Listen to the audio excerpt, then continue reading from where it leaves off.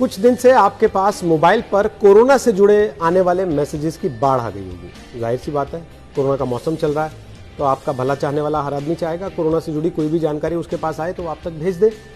और कुछ इसलिए भी कि भाई खाली हैं घर पे, लॉकडाउन में बैठे हैं, क्या करें, तो व्हाट्सएप पे जो भी आता है टक से फॉरवर्ड का बटन दबाया और आगे बढ़ा दिया, बिना ये सोचे हुए कि हम जो फॉरवर्ड कर रहे हैं वो सच भी है या नहीं। उसकी वजह से कहीं हम भी अफवाह फैलाने वाले गैंग का हिस्सा तो नहीं बन रहे। इसलिए आज हमने डिसाइड किया कि आपको ऐसे कुछ वीडियोस, कुछ मैसेजेस के बारे में जानकारी दे दें जो आप लगातार धड़ल्ले से फॉरवर्ड किए चले जा रहे हैं, लेकिन असल में वो झूठ है। जी हाँ, जैसे आपने बहुत लोगों का मैसेज पढ़ा होगा, आपके बहुत सारे दोस्तों ने आपको भेजा होगा कि अल्कोहल केवल हाथ पर नहीं लगाइए, थोड़ा पेट में भी डाल लीजिए तो कोरोना से आपको बचा लेगा। तो भाई साहब, जो आपके दोस्त आपको ये मैसेज भेज रहे हैं ना, वो आपके दोस्त नहीं है, वो आपके दुश्मन है।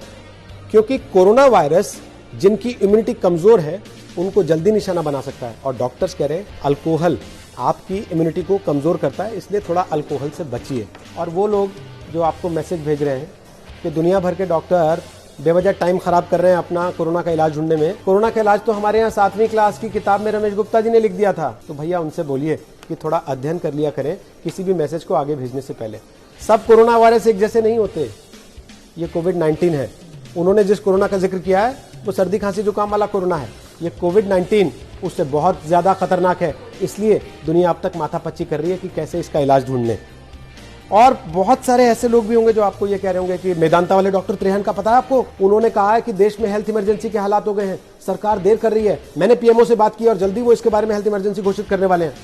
हमने डॉक्टर त्रेहन से बात की, अक्सर आते हैं आज तक पर, आपने देखा होगा उनको, उन्होंने खुद भी सफाई दी, उनके अस्पताल ने बाकायदे प्रेस रिलीज देकर सफाई दी कि नहीं भाई साहब, हमने ऐसा कुछ नहीं कहा है, कम से कम हमारे नाम को तो इस तरीके से इस्तेमाल मत कीजिए। तो अगली बार कोई ये वाला व्हाट्सएप भेजे तो उसे बता दीजिएगा कि कृपया आपके पास झूठ ना भेजे। और फिर कोरोना के दौर में आपकी भावनाओं से खेलने वाले शातिर भी तो लगेंगे। एक फोटो देखी होगी ना आपने, जिसमें वो मुंह पर मास्क लगाए हुए लड़का लड़की एक दूसरे से किस कर रहे हैं, और नीचे क्या लिखा है, 134 मरीजों को बचाया इस डॉक्टर दंपति ने, उसके बाद कोरोना ने इन्हीं को पकड़ लिया। मरने से पहले दोनों आखिरी किस कर रहे थे। नहीं भाई साहब, वो एयरपोर्ट पर लिया गया फोटो है, बार्सिलोना में लिया गया है, इटली में नहीं लिया गया। और जिसने फोटो खींचा, एपी के फोटोग्राफर, उनसे भी हमने बात की। उन्होंने कहा कि सर उसके नीचे क्या कहानी लिखी है मैं नहीं जानता, मैंने तो एयरपोर्ट पर अच्छा लगा तो वो फोटो खींच लिया था। यानी कि वो कहानी जो आपके पास आ रही है वो भी झूठी है। और वो सारे लोग जो आपको बार बार मैसेज कर रहे हैं कि कोई अगर लॉकडाउन सक्सेसफुली करवा सकता है तो वो है व्लादिमीर पुतिन। पुतिन ने रूस की सड़कों पे 500 शेर छोड़ दिए, आपको मालूम है, ताकि लोग घरों से बाहर ना निकले। झूठे एक नंबर के। वो शेर की जो वीडियो चला रहे हैं वो एक फिल्म की शूट के दौरान लिया गया वीडियो है, और उस फिल्म की बदकिस्मती देखिए, वो फिल्म कभी रिलीज ही नहीं हो पाई, लेकिन वो शेर देखिए कितना पॉपुलर हो गया, वो भी हिंदुस्तान में कोरोना के चक्कर में। फिर साथ ही साथ एक और लगातार तस्वीर चल रही है, वीडियो चल रहा है, जिसमें कह रहे हैं कि देखो लाइन से लाशें पड़ी हैं और इटली को कैसे लाशें दफनानी पड़ रही हैं। मैं मानता हूं कि इटली में हालात खराब हैं, इटली में वाकई मौतें बहुत ज़्यादा हो गई हैं, वहाँ का हेल्थ सिस्टम लगभग कोलैप्स कर गया है। लेकिन सर, जो वीडियो आपके पास आया ना व्हाट्सएप पर या फेसबुक पर, आप देखकर जिसको भावुक द्रवित हो रहे हैं, वो फिल्म कंटेजियन का। अगर आप चाहें तो वो देख भी सकते हैं, इंटरनेट पर उपलब्ध है, OTT प्लेटफॉर्म्स पर, उसमें वो सीन आपको मिल जाएगा। इसलिए अगली बार आपके पास आए तो उसको सच मान के फॉरवर्ड मत कीजिएगा।